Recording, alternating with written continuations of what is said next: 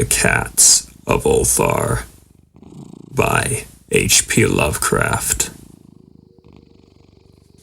It is said that in Ulthar, which lies beyond the river sky, no man may kill a cat. And this I can verily believe, as I gaze upon him who sitteth purring before the fire. For the cat is cryptic, and close to strange things which men cannot see. He is the soul of antique Egyptus, and bearer of tales from forgotten cities in Meroe and Ophir. He is the kin of the jungle's lords, and heir to the secrets of Horay and sinister Africa. The Sphinx is his cousin, and he speaks her language. But he is more ancient than the Sphinx, and remembers that which she hath forgotten. In Ulthar, before ever the burgesses forbade the killing of cats, there dwelt an old cotter and his wife, who delighted to trap and slay the cats of their neighbors. Why they did this, I know not, save that many hate the voice of the cat in the night, and take it ill that cats should run stealthily about yards and gardens at twilight. But whatever the reason, this old man and woman took pleasure in trapping and slaying every cat which came near to their hovel, and from some of the sounds heard after dark, many villagers fancied that the manner of slaying was exceedingly peculiar. But the villagers did not discuss such things with the old man and his wife because of the habitual expression on the withered faces of the two, and because their cottage was so small and so darkly hidden under the spreading oaks at the back of a neglected yard. In truth, much as the owners of cats hated these odd folk, they feared them more. And instead of berating them as brutal assassins, merely took care that no cherished pet or mouser should stray toward the remote hovel under the dark trees. When through some unavoidable oversight a cat was missed, and sounds heard after dark, the loser would lament impotently, or console himself by thanking fate that it was not one of his children who had thus vanished. For the people of Ulthar were simple, and knew not whence it is all cats first came. One day, a caravan of strange wanderers from the south entered the narrow, cobbled streets of Ulthar. Dark wanderers they were, and unlike the other roving folk who passed through the village twice every year. In the marketplace, they told fortunes for silver and bought gay beads from the merchants. What was the land of these wanderers, none could tell. But it was seen that they were given to strange prayers, and that they had painted on the sides of their wagons strange figures with human bodies and the heads of cats, hawks, rams, and lions. And the leader of the caravan wore a headdress with 2 horns and a curious disc betwixt the horns. There was in this singular caravan a little boy with no father or mother, but only a tiny black kitten to cherish. The plague had not been kind to him, yet had left him this small furry thing to mitigate his sorrow. And when one is very young, one can find great relief in the lively antics of a black kitten. So, the boy whom the dark people called Menace smiled more often than he wept as he sat playing with his graceful kitten on the steps of an oddly painted wagon.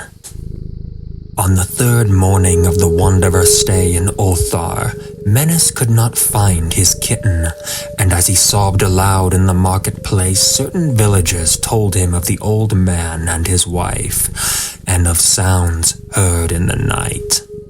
And when he heard these things, his sobbing gave place to meditation and finally to prayer. He stretched out his arms toward the sun and prayed in a tongue no villager could understand, though indeed the villagers did not try very hard to understand, since their attention was mostly taken up by the sky and the odd shapes the clouds were assuming. It was very peculiar. But as the little boy uttered his petition, there seemed to form overhead the shadowy, nebulous figures of exotic things, of hybrid creatures crowned with horn-flanked discs. Nature is full of such illusions to impress the imaginative. That night, the wanderers left Ulthar and were never seen again, and the householders were troubled when they noticed that in all the village there was not a cat to be found. From each hearth the familiar cat had vanished. Cats, large and small, black and gray, striped, yellow and white. Old Cranon, the burgomaster, swore that the dark folk had taken the cats away in revenge for the killing of Menace Kitten, and cursed the caravan and the little boy.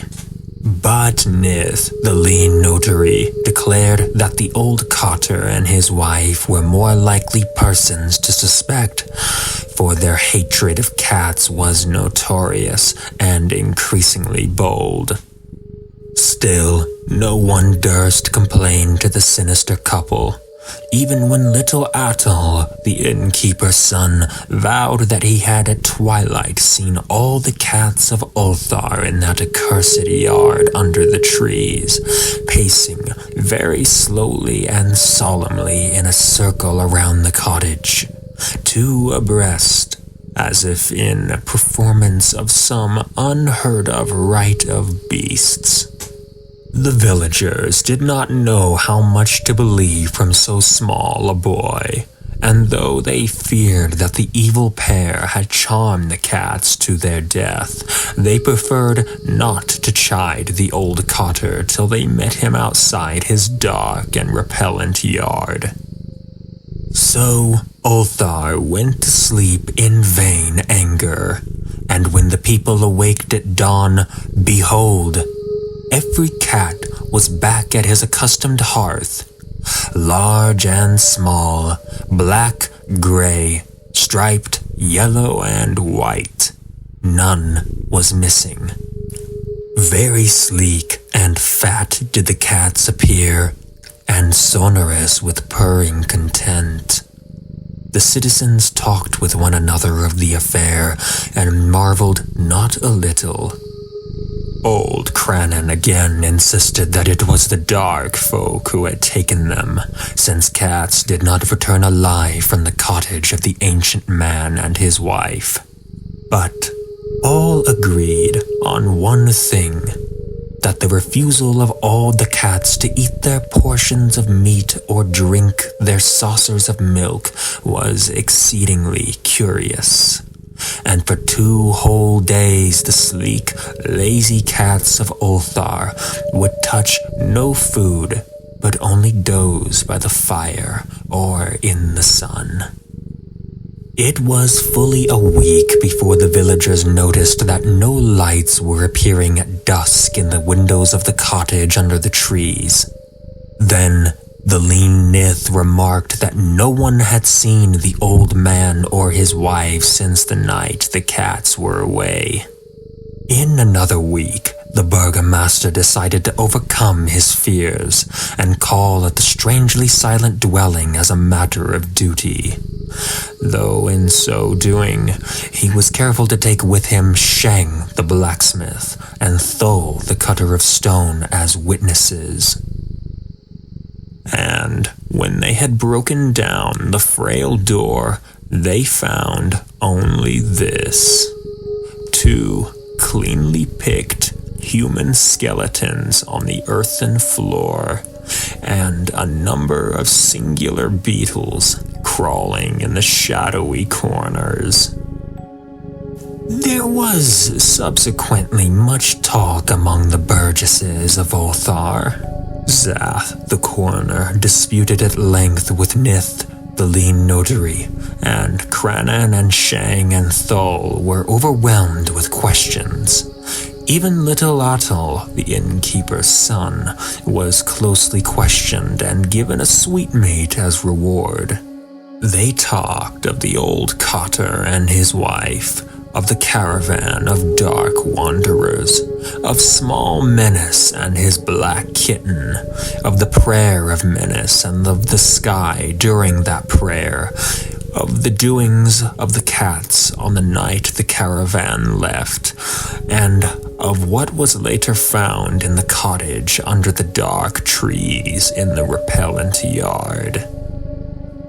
And, in the end, the burgesses passed that remarkable law, which is told of by traitors in Hatheg and discussed by travelers in Nir, namely, that in Ulthar, no man may kill a cat.